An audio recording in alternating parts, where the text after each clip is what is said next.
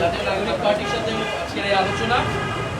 আজকের এই আলোচনায় আমরা প্রথমেই ডক্টর মোহাম্মদ ইউনূসের প্রতি সমর্থন জানিয়েছি এবং ওনাকে আমরা অনুরোধ করেছি, আহ্বান জানিয়েছি যে গণঅভ্যুত্থানের যে প্রতিশ্রুতি রক্ষায় উনি দায়িত্ব গ্রহণ করেছিলেন সেই দায়িত্ব সম্পন্ন করেই যাতে উনি সিদ্ধান্ত নেন যে কোনো বিষয়ে। আমাদের আলোচনায় যেই বিষয়গুলো গুরুত্ব পেয়েছে, আমরা বলেছি যে আওয়ামী লীগ নিষিদ্ধের আন্দোলনে জুলাই ঘোষণাপত্র বাস্তবায়নের একটি দাবি ছিল এবং সরকারের পক্ষ থেকে 30 দিন আমাদেরকে বলা হয়েছিল, 30 কার্য দিবস অনুষ্ঠিত হবে। নির্ধারিত সময়ের মধ্যে যাতে জুলাই ঘোষণাপত্র জারি করা হয়, প্রদান করা হয়, সেই বিষয়ে আমরা আহ্বান জানিয়েছি এবং সরকারের পক্ষ থেকে, ডক্টর ইউনূসের পক্ষ থেকে আমাদেরকে আশ্বস্ত করা হয়েছে। দ্বিতীয়ত, আমরা জুলাই গণঅভ্যুত্থানে শহীদ হয়েছেন, শহীদ পরিবার এবং আহত যারা রয়েছেন তাদের যে পুনর্বাসন প্রক্রিয়াটা, সেই প্রক্রিয়ায় কাজটা ধীরগতিতে আগাচ্ছে। সঞ্চয়পত্র গণঅভ্যুত্থান অধিদপ্তর থেকে যে সঞ্চয়পত্র দেওয়ার কথা ছিল সেটি এখনো সকল শহীদ পরিবার পায়নি। মাসিক ভাতা দেওয়ার কথা ছিল, সেই ভাতা দেওয়াটি এখনো শুরু হয়নি।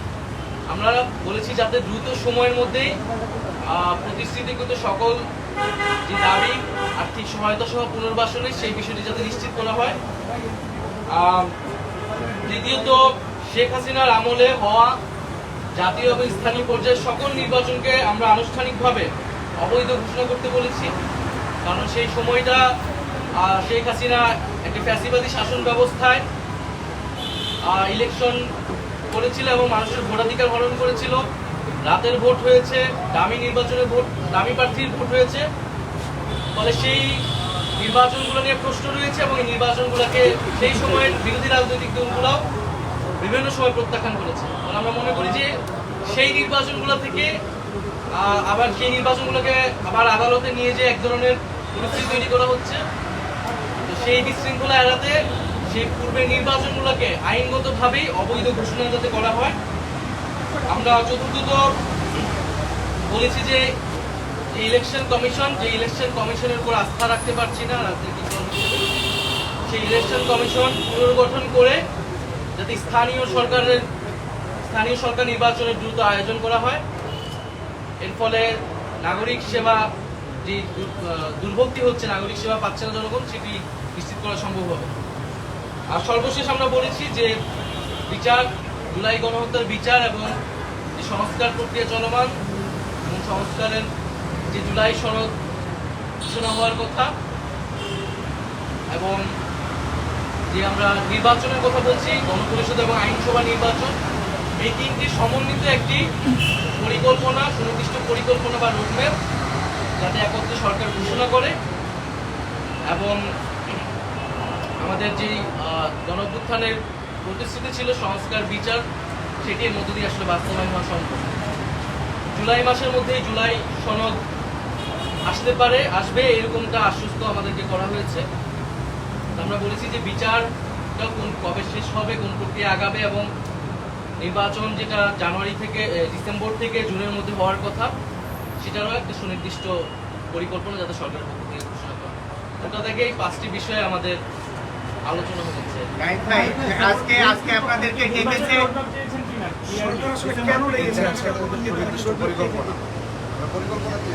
আমরা একই সাথে সমন্বিতভাবে 3টা বিষয়ের একত্রে একটা রোডম্যাপ চেয়েছি, যেখানে জুলাই গণহত্যার বিচার, সংস্কার বা জুলাই সনদ এবং আমরা যে গণপরিষদ এবং আইনসভা নির্বাচন চাচ্ছি সেটি সমন্বিত পরিকল্পনা। এর আগে যে দলগুলো এসেছিল তারা বলছে,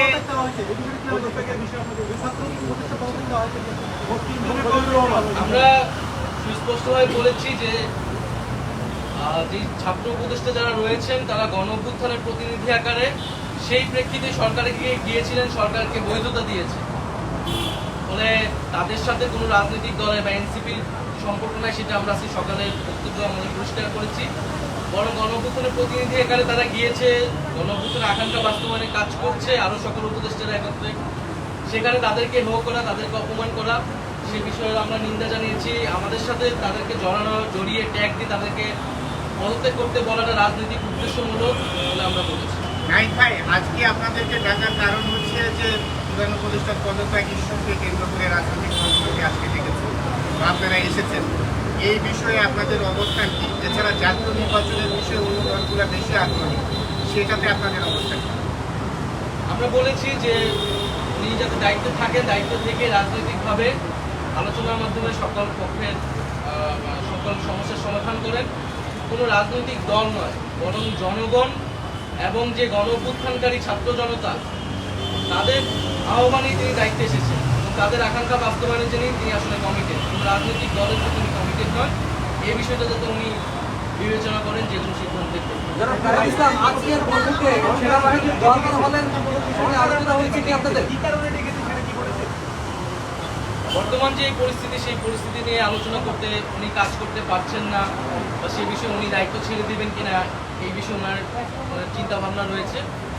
এটা তো অলরেডি মিডিয়া এবং সোশ্যাল মিডিয়ায় এসেছে, সেই প্রেক্ষিতেই আজকের এই বৈঠক। তিনটা রোড ম্যাপ চেয়েছেন, সন্তুষ্ট কিনা আপনাদেরকে কি বার্তা দিয়েছে, কি করতে তিনটা বিষয় একটু বলবেন। সরকার অস্বস্তিতে আছে কেন? সরকার অস্বস্তিতে কেন আছে? মানবতার কথা উল্লেখ সমস্যাটা কি? উনি হতাশ কেন? সরকারের প্রতি সরকার হতাশ কেন? সরকার বা ডক্টর মোহাম্মদ ইউনূস হতাশা ব্যক্ত করেছেন, কারণ হচ্ছে যেই প্রতিশ্রুতি নিয়ে উনি দায়িত্বে এসেছেন এবং সেই সময় আমরা যেহেতু আন্দোলনের প্রতিনিধি ছিলাম, আমরাই ওনাকে আহ্বান করেছিলাম গণ অভ্যুত্থান পরবর্তীতে একটা নতুন বাংলাদেশ গঠনের জন্য। এবং শুধু ডক্টর মোহাম্মদ ইউনূস বা এই সরকার নয়, সেই সময় যারা আমরা আন্দোলন করেছিলাম, বিরোধী ফ্যাসিবাদ বিরোধী রাজনৈতিক দলের নেতৃবৃন্দ সকলেই কিন্তু সেই প্রতিশ্রুতি জনগণের কাছে ব্যক্ত করেছে যে একটা নতুন বাংলাদেশ এবং সেটি সংস্কারের মধ্য দিয়ে নতুন বাংলাদেশ পাওয়া সম্ভব। সেই নতুন বাংলাদেশের প্রতিশ্রুতি থেকে কোনো পক্ষ সরে আসছে বলে ডক্টর মোহাম্মদ ইউনূসের মনে হচ্ছে এবং ওনাকে চাপ প্রয়োগ করে বিভিন্ন দাবি আদায়ের চেষ্টা চলছে। এর ফলে আসলে এইভাবে ওনার পক্ষে কাজ করা সম্ভব নয় এবং সংস্কার বা পরিবর্তন আনা সম্ভব নয়। সেই জায়গাতে উনি হতাশা ব্যক্ত করেছেন। আমাদের জায়গা থেকে আমরা বলেছি যে কোনো রাজনৈতিক দল নয়, উনি যাতে জনগণের প্রতি, গণ অভ্যুত্থানকারী ছাত্র জনতার প্রতি কমিটেড হন এবং সেই জায়গায় কাজ করতে উনি ওনার দৃঢ়তা ব্যক্ত করেন। তিনটা রোড ম্যাপ দিচ্ছেন, আরেকবার তিনটা রোড ম্যাপ বিচার সংস্কার এবং